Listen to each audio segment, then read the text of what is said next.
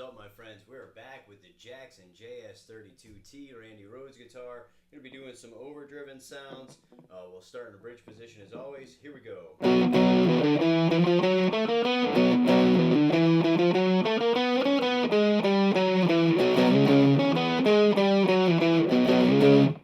Alright, middle position.